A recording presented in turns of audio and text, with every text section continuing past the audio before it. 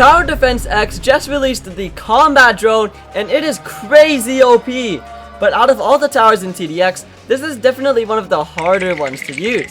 It's not something you just place down and go scroll through Instagram Reels like you would with XWM, but that difficulty comes with very high rewards that I'll be going over in this video.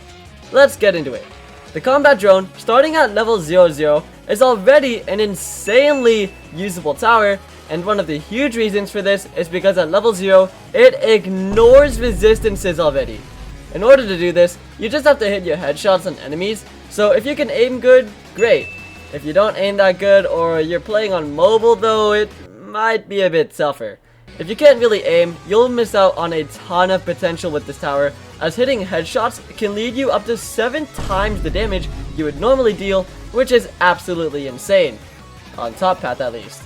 More on that later. Level 0 through 2 are pretty standard, blah blah blah, random upgrades, so let's start with how to use the top path. The top path focuses more on pure damage and destruction while controlling the drone. You unlock rockets and bombs that you can combo along with your gun to just obliterate hordes of enemies.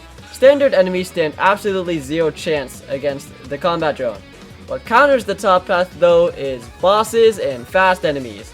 Fast enemies will pretty easily blitz by your combat drone, and although you have a shield that helps a lot for tanking boss attacks, continuous fire from the boss can end up killing your combat drone if you stay too close.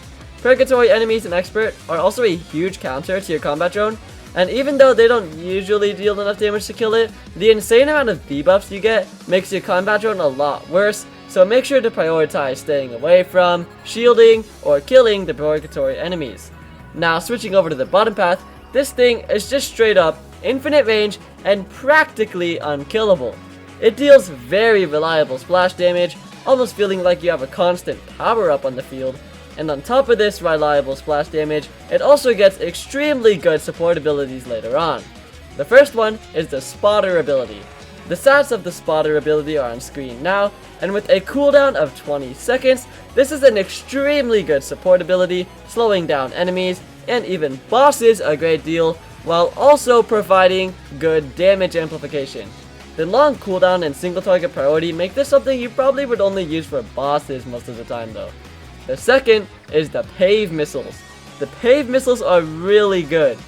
They can stun enemies and bosses and flying bosses for 4 seconds. And don't forget that these have some pretty good AoE and pretty good damage as well, making the combat drone probably the best support tower in the game right now. You can pretty much use the combat drone from as soon as you get $3,000 all the way to the end of your matches, and at the moment it is extremely good. A very good and very fun tower to use for both DPS, AoE, and support. It's very versatile, but it does come with the cost that you really won't be able to micro other stuff while you're using this. You can see in the background footage I'm using it with XWM and like nothing else, and that's because it does require a lot of micro to use. But it does do a ton for what you do in it. If this video helped you out, be sure to like and subscribe, and I'll see you guys later. Peace out, have a good day. I'll probably make some videos with the combat drone as well, like wave drone just endless, you know what it is.